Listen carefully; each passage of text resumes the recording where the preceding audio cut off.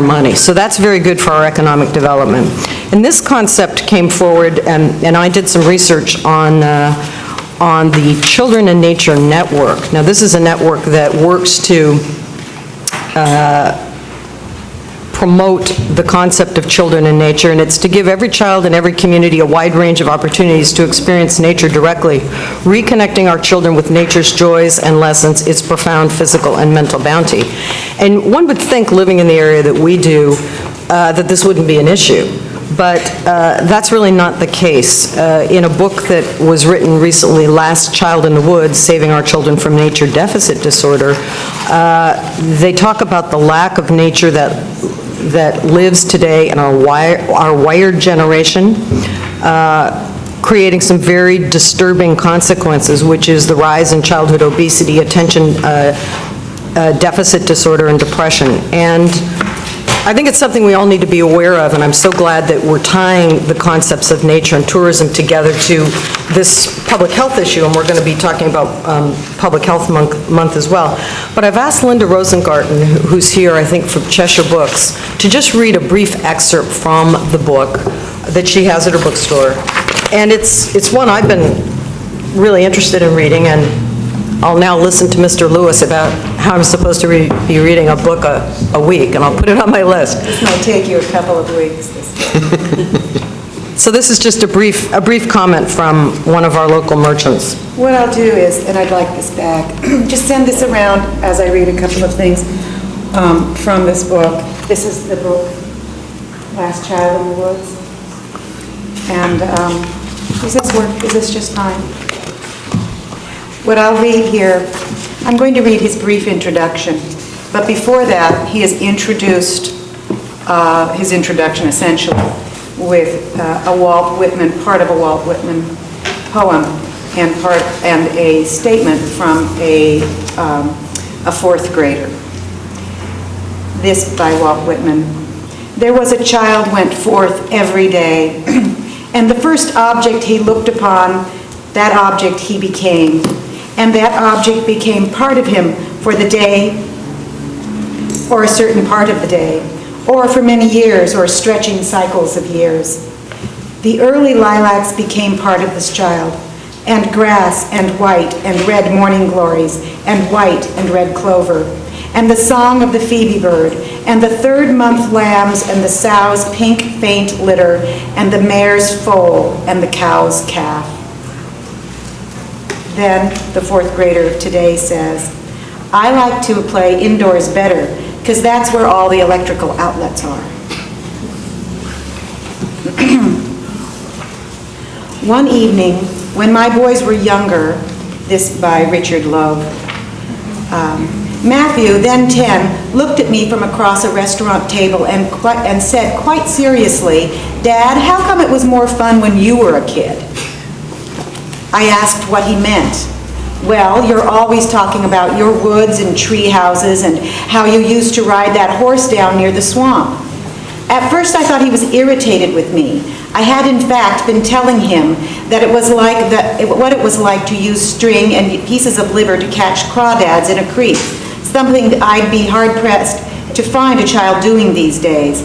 Like many parents, I tend to romanticize my own childhood, and I fear too readily discount my children's experiences of play and adventure.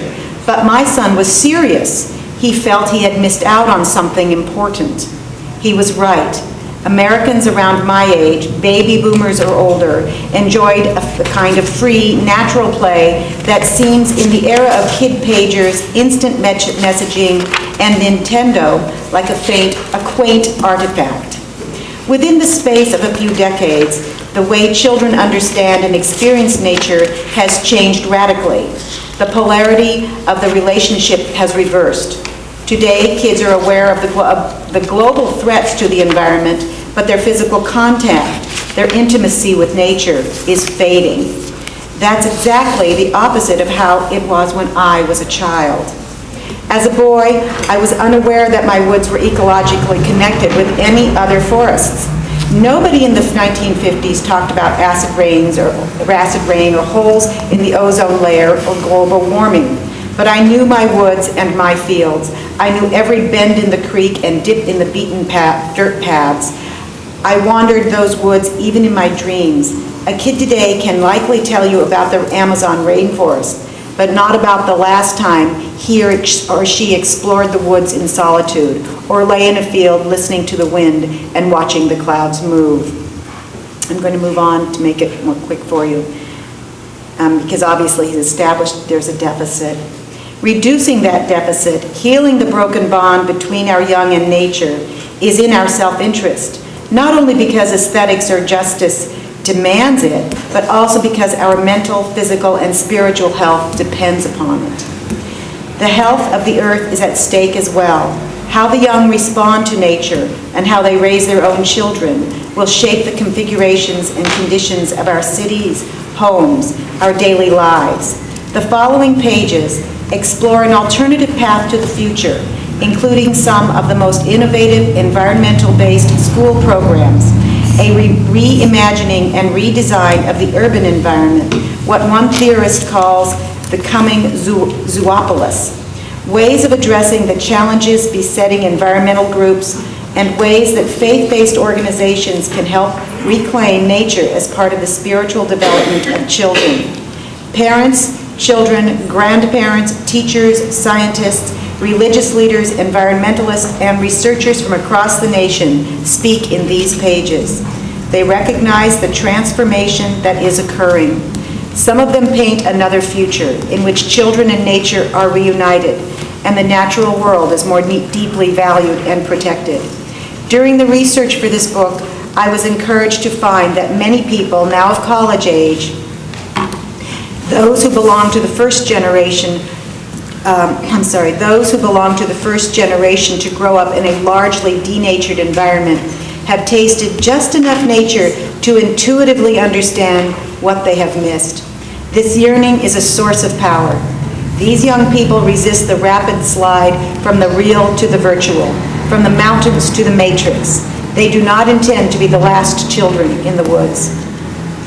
My sons may yet experience what author Bill McKibben has called the end of nature, the final sadness of a world where there is no escaping man. But there is another possibility, not the end of nature, but the rebirth of wonder and even joy. Jackson's obituary for the American frontier was only partly accurate. One frontier did disappear, but a second one followed, and in which Americans romanticized, exploited, protected, and destroyed nature. Now that frontier, which existed in the family farm, the woods at the end of the road, the national parks, and in our hearts, is itself disappearing or changing beyond recognition. But as before, one relationship with nature can evolve into another. This book is about the end of that earlier time, but it is also about a new frontier, a better way to live with nature. Thank you. So I think to Supervisor Colfax, I believe, to read the resolution. Thank you. Supervisor Colfax. Thank you, Mr. Chairman. This is a proclamation of the Mendocino County Board of Supervisors recognizing April 2008 as Children and Nature Awareness Month in Mendocino County. And having spent a good part of the last week with a 2-year-old trying to get my garden in the evening, they can be an awful lot of fun. They can also be an awful lot of trouble. A 2-year-old with hand shears or a rake or a shovel can be a mighty powerful weapon, and kind of wonderful, really, to see that kind of energy and that kind of enthusiasm, and seeing a world that is all brand new. That is not the proclamation. Those are editorial comments.